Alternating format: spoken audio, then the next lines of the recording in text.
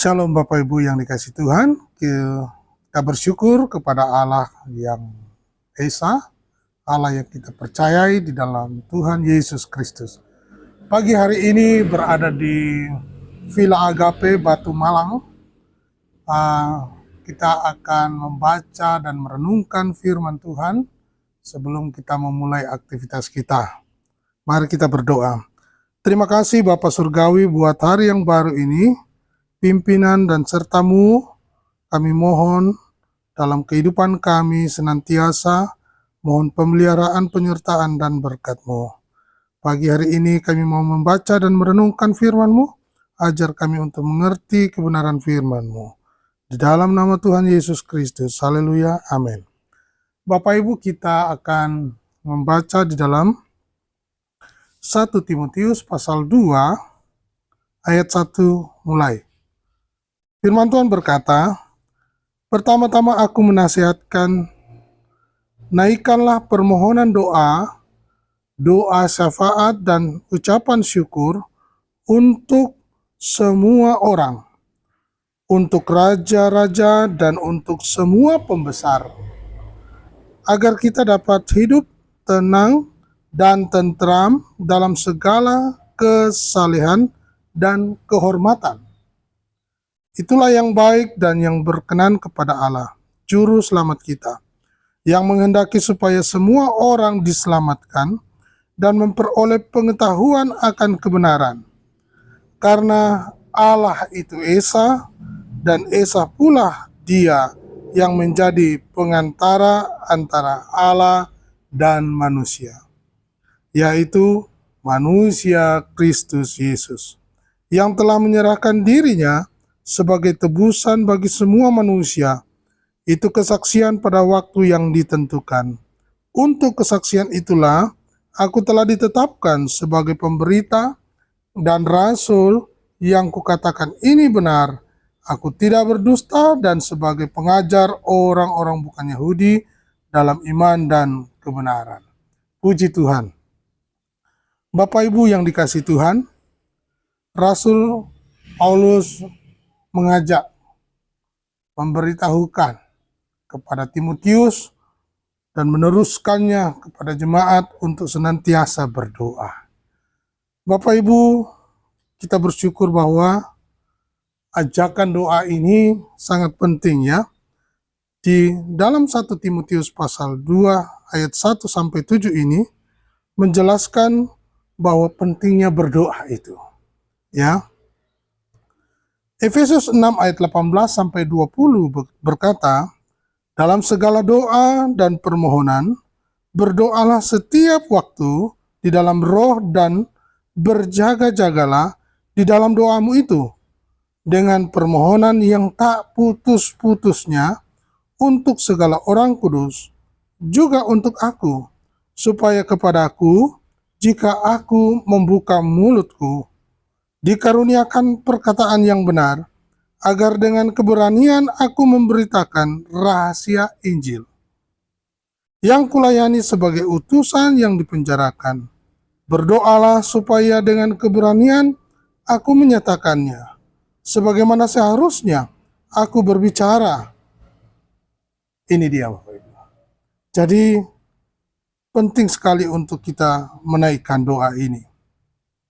Martin Luther pernah berkata bahwa menjadi orang Kristen tanpa doa adalah sama bernafas. Hidup tanpa bernafas. Jadi sangat pentingnya berdoa itu. Hidup tanpa doa. Ini sangat riskan Bapak Ibu, ya. Nah, dalam suratnya kepada Timotius ada nasihat ini dari Paulus diberikan kepadanya tentang doa. Ia mendorong supaya Timotius menggerakkan jemaat untuk menaikkan permohonan doa syafaat dan ucapan syukur. Bapak Ibu yang dikasih Tuhan, menaikkan doa doa syafaat, dan ucapan syukur. Untuk apa semua itu dipanjatkan? Bukan untuk kepentingan pribadi, bukan untuk kepentingan sendiri, tetapi dipanjatkan ya untuk semua orang dan para pemimpin. Jadi motivasi bukan untuk kepentingan pribadi, tetapi untuk semua orang dan para pemimpin. Ya, 1 Timotius 2 ayat 1 sampai 2 berkata demikian. Alasannya agar jemaat di Efesus dapat hidup tentram dalam kesalehan dan kehormatan. Ya, di ayat 2 berkata demikian. Dengan mendoakan umat Allah sesungguhnya sedang mewujudkan bagaimana kepedulian, ya, bagaimana kerinduan Allah yang punya tujuan untuk menyelamatkan manusia. Ya. Alasan kedua adalah karena itu dipandang baik. Dan itu berkenan kepada Allah. Ayat 3 berkata, itulah yang baik dan yang berkenan kepada Allah, juru selamat kita. Ini penting sekali. Doa-doa yang kita panjatkan berisi tentang Allah yang rindu untuk menyelamatkan manusia. Ya. Menyelamatkan manusia berdosa melalui karya Kristus Yesus sehingga dapat menjadi kesaksian bagi banyak orang yang belum mengenal Allah. Ini penting sekali. Ya. Di dalam 1 Timotius 2 ayat 4 dan 6 berkata, ditegaskan oleh Paulus bahwa untuk alasan yang sama itulah ia ditetapkan sebagai pemberita dan rasul Allah. Ya, artinya ketika kita berdoa bagi orang lain dan para pemimpin, doa-doa yang kita panjatkan kepada Allah itu dapat menjadi kesaksian dan pemberitaan keselamatan dan kasih Allah. Betapa dahsyatnya kuasa doa itu. Perhatikan ayat 4-6. Yang menghendaki supaya semua orang diselamatkan dan memperoleh pengetahuan akan kebenaran. Karena Allah itu Esa, dan Esa pula dia yang menjadi pengantara antara Allah dan manusia, yaitu manusia Kristus Yesus, yang telah menyerahkan dirinya sebagai tebusan bagi semua manusia. Itu kesaksian pada waktu yang ditentukan. Kesaksian itulah aku telah ditetapkan sebagai pemberita dan rasul. Yang kukatakan ini benar, aku tidak berdusta, dan sebagai pengajar orang-orang bukan Yahudi dalam iman dan kebenaran. Bapak Ibu yang dikasihi Tuhan, jika kita memahami pentingnya doa dari sudut pandang ini, percayalah bahwa kehidupan doa Anda tidak akan pernah membosankan lagi.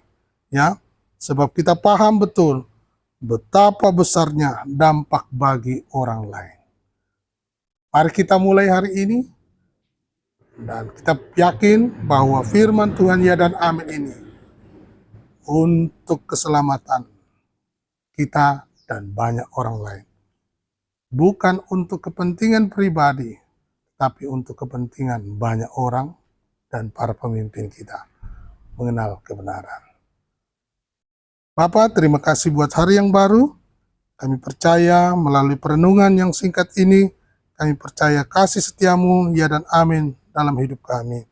Biarlah setiap doa yang kami panjatkan menjadi berkat bagi banyak orang dan menjadi kesaksian bahwa Kristus mengasihi manusia berdosa dan kami semua boleh diselamatkan.